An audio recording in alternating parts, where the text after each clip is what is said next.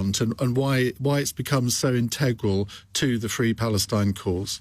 So I'll answer your question not just as the leader of the largest Palestine Solidarity organisation in Europe, but as a Palestinian. And the chant, which is from the river to the sea, Palestine will be free, encompasses the entire space in which Palestinian rights are denied. What do I mean by that? B'Tselem, Israel's leading human rights monitoring organisation, Amnesty International, Human Rights Watch, and 2 weeks ago, the ex-head of Mossad said the same thing, Israel's security agency, that Palestinians are living under a system of apartheid.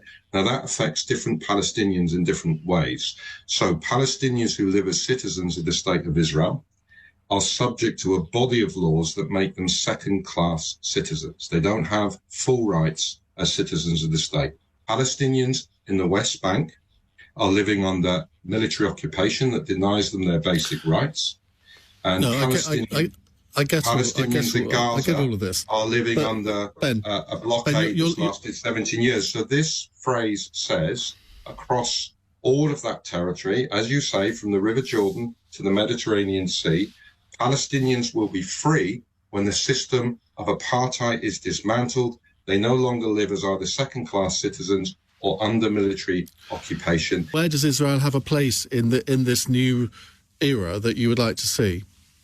Well, it's a sort of grotesque twisting of political reality that to say that apartheid being dismantled is somehow a threat to the basic rights of other people or expressing genocidal intent to them. Black South Africans fought for an end to apartheid.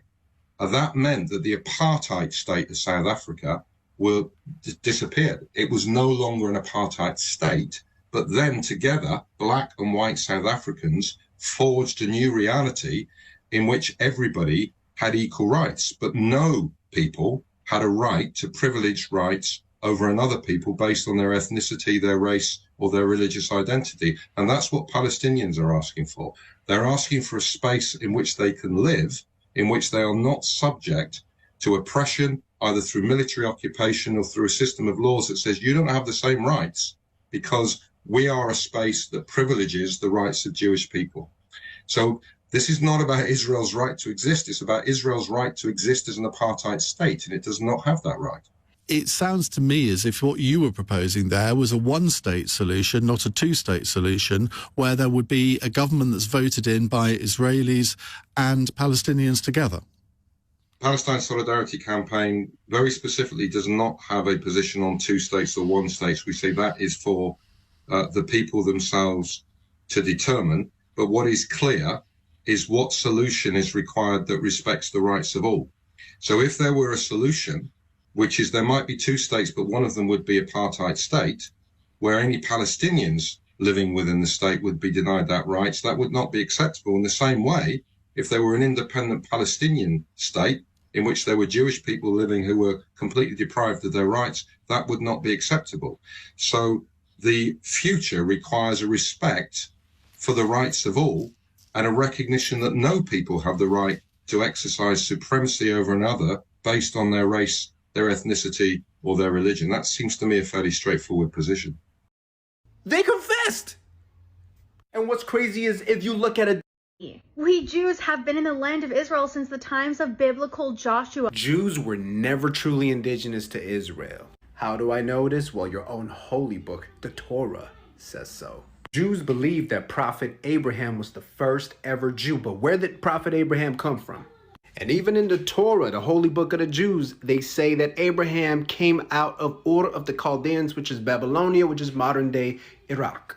In the holy book, it says that God spoke to Abraham, told Abraham to go to Israel. At the time, Israel was called Canaan, which begs the question, were there people there when Abraham, the first Jew, got there? And the holy book of the Jews, the Torah, says, yes, there were definitely people there when the first Jew got there. I have behind me the Torah. It says, I give this land from Egypt to Euphrates, the land of the Kenites, Kenizzites, Cadmonites, Rephaim, Amorites, and the Canaanites. That means you're not indigenous. You took it from these people.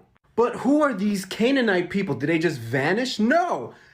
Check it out. The Canaanites weren't just annihilated. They just moved to Lebanon. 90% of modern Lebanese ancestry have these genes. Now, you might be thinking that's anti-Semitic. No. That's propaganda. They just want to... Do you know who published that article? You want to know who published that article? The Times of Israel published... They could... I can't believe I'm doing this, but the world has to know what Hamas is making here. Taking over the entire hospital.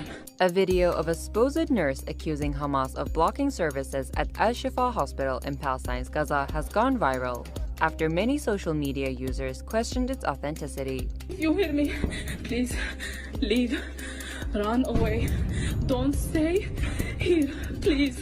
Some claim the nurse in the video is actually Hannah Abutbul, a former Israel TV actress.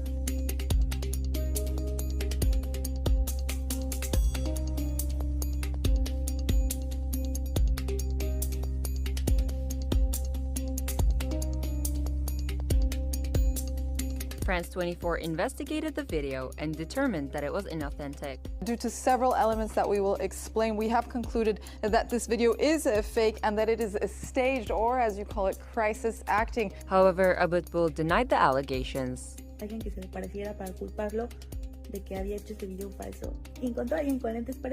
The video was also shared by the State of Israel's official page in Arabic, but was later deleted, raising eyebrows. A journalist also claimed he spoke to the medical personnel at the hospital, who said they've never seen the woman.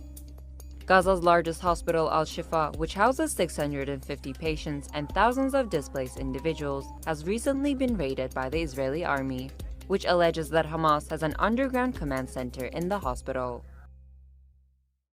Do we hate Joseph? Even though Joseph is a Zionist, he's an Israeli. Do we hate him? Do we want to kill him? Do we want him destroyed? Do we want him to... No. If the Zionists are telling you that their lives are in danger, the Muslims are after their blood, they are lying to you. We do not want anyone. We want peace and justice for all people. The Muslims coexisted with the Jewish people for over 1,000 years, okay? And I strongly recommend a book for you to go and study from a Jewish scholar. His name is Jacob Lasner. He's an American Jewish scholar, and he has authored a book, Jews, Christians, and the Abode of Islam. Jacob Lasner, a Jewish historian, he will tell you what happened to the Jewish people throughout the Abode of Islam for over 1,000 years, and the Christians, and then you will get the true picture. What the Zionists are trying to show you, that these Muslims are bloodthirsty, they want to kill. This is a lie. If that was the case, why did the Muslims protect the Jewish people for over 1,000 years against brutality they were facing at the hands of the Christian world?